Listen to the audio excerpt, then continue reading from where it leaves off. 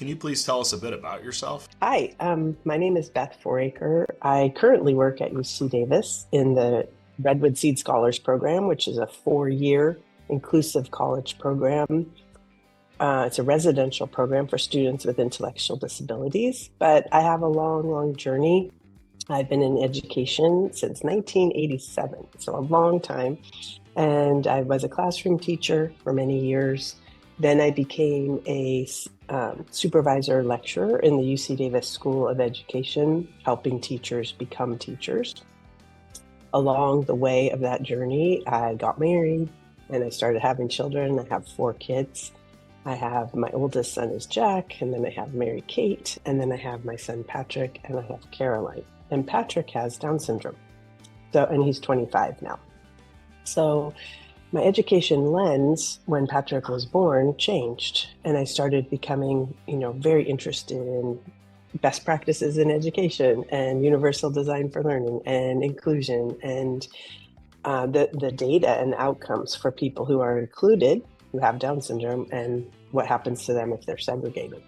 And so that journey led me to advocate for full inclusion. I fully included a student with Down syndrome as a classroom teacher, so I knew what that was like. And Patrick was included K through 12 and earned a California high school diploma, not because he's some gifted and talented person with Down syndrome, but because he was afforded the supports, the expectation, the belief in his ability, and the opportunity. And those are the sweet spots of inclusion. And then he was not welcome in the Catholic high school that his brother had gone to. So he went to his public high school that happened to be fully inclusive. And then he did go away to a 4-year inclusive college program all the way across the country in Virginia, because there wasn't a 4-year program here in California. And that led me to keep advocating in my job here at UC Davis to build a 4-year program. And when you advocate for it, sometimes you get the job. I am not a professor. I'd like to honor all the people who've done the hard work to get their PhD, but that's not me. Can you please share some of the statistics around employment for students with intellectual disabilities who have a college experience versus those that do not? Yeah, so currently, the unemployment rate for people with intellectual disabilities is 85%. 85%. Even in a hot job market, our people with intellectual disabilities are still unemployed. And when you're unemployed, that means you are in poverty and socially isolated. Your life is extremely limited. And so, getting employment, gainful employment, and helping to have employers see the value add of people with intellectual disabilities is very, very difficult, because we live in a very ableist society and we're all swimming in ableism all day, every day. So building inclusive college programs allows people in formative years in their young adulthood to live and learn alongside people with intellectual disabilities.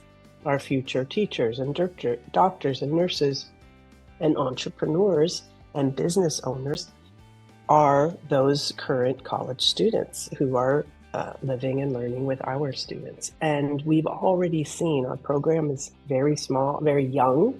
We're only in our 4th year, but we're already seeing the outcomes of mentors who are now in workplaces advocating for a more inclusive environment. And let's just pretend, why should people go to higher education if you have an intellectual disability? What's the benefit for you? You're not getting a degree. These are not degree-seeking programs.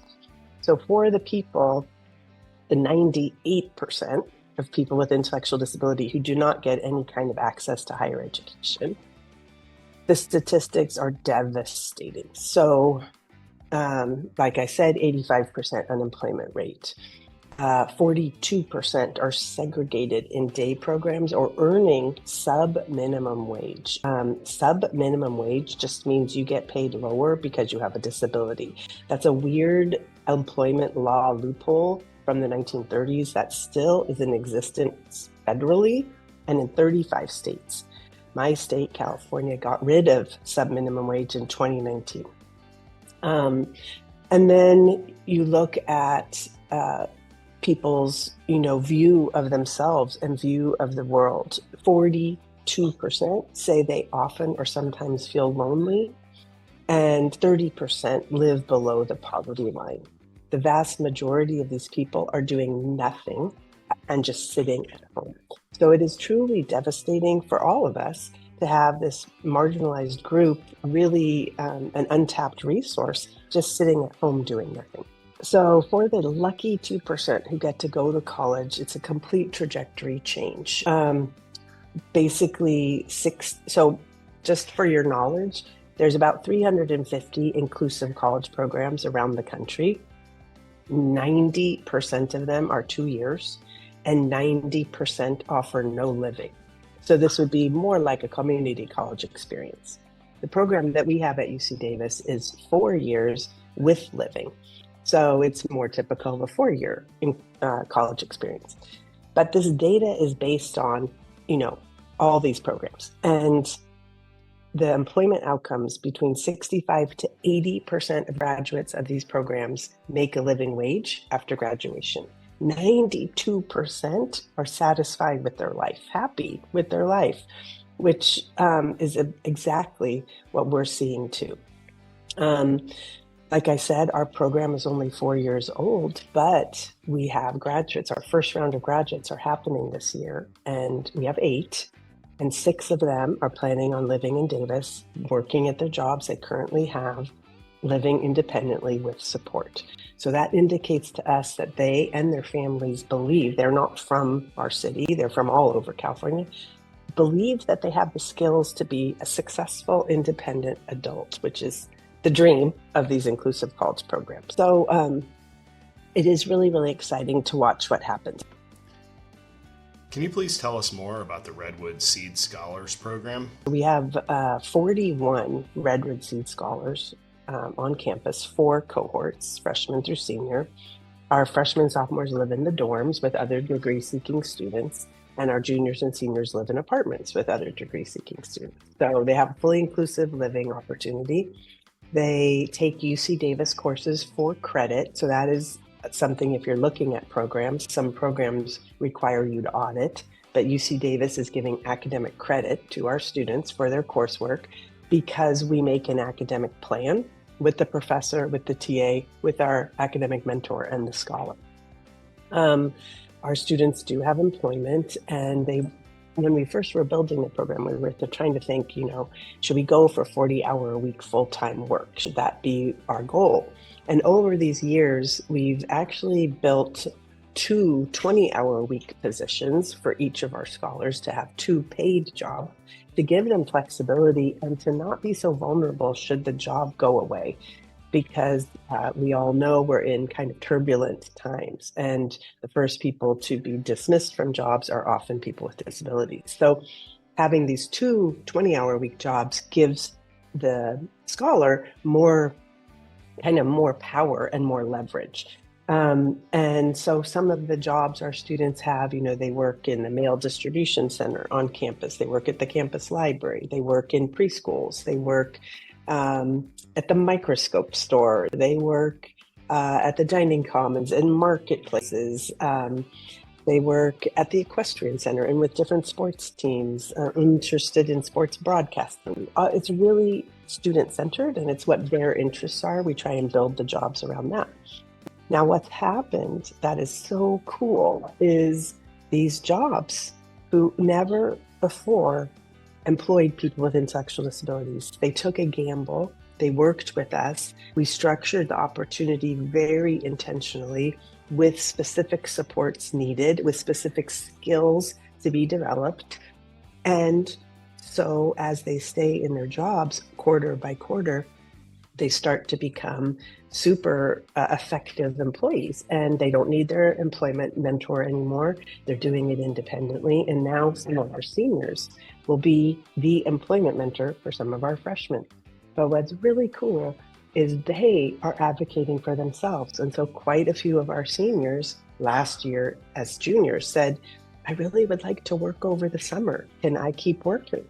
And a lot of workplaces said yes. And then when the summer ended, I'm going to be graduating. I really want a job after graduation. Can I have this job? And so what's happened is these workplaces are advocating at the top tier of UC Davis to build a pathway to employment after graduation for our students. What's happening is they're going to be building a 6-month to 2-year temporary position for that particular position, and then the workplace can formally hire them after that temporary status. That is because of the scholars and because of how effective they've been at their jobs. And watching that advocacy from the inside and from the ground up has been, that's what the whole point is, right? People with disabilities have value and skills and talent that just need the opportunity. And once they get the opportunity, they bloom.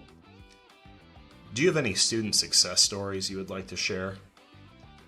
So here, I'm going to tell 2 stories, because the Redwood SEED Scholars Program, yes, it is for people with intellectual disabilities, but it is also for all the other people on our campus, students and faculty and the people who work on campus in housing and dining services and our larger community. So I'm going to tell one success story from the scholar, but also a success story from a mentor.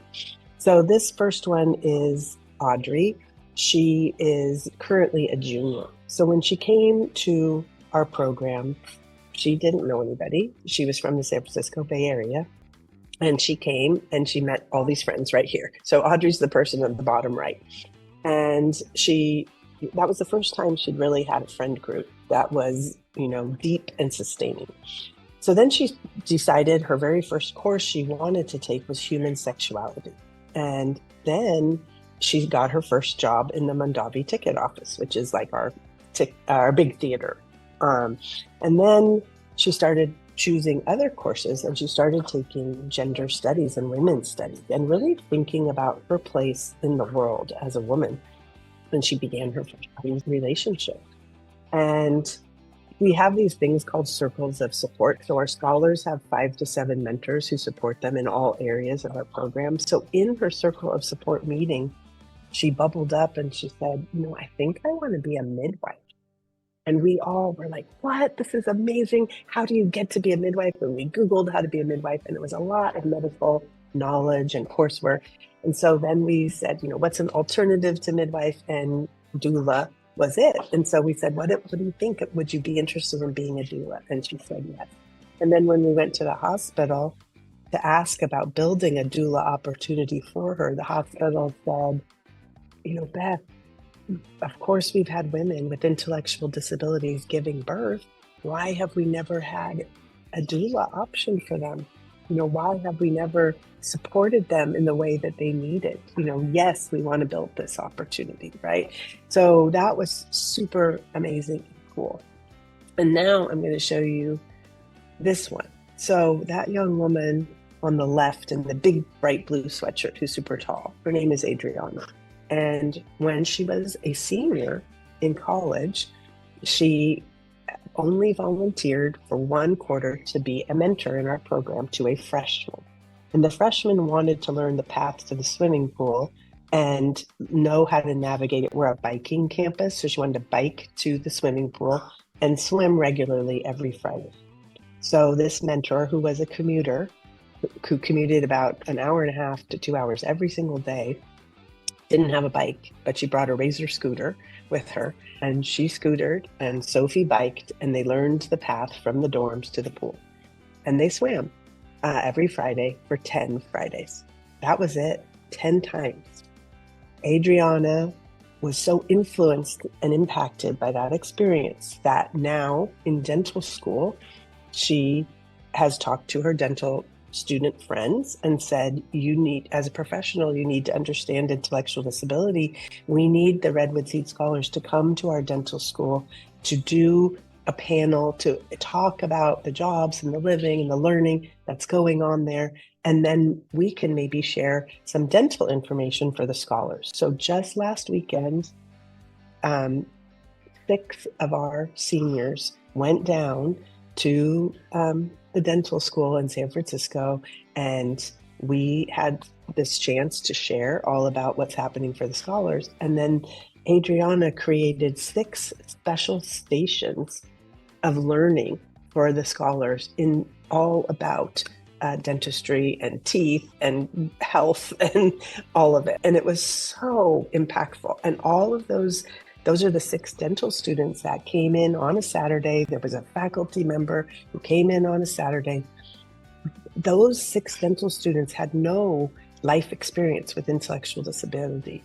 They just were hungry for the knowledge and the opportunity. And Adriana, because of her experience as a mentor, helped to provide it.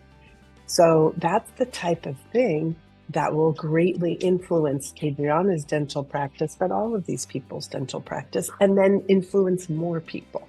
And that is the impact of inclusive college programs and the power of them and why they're so important.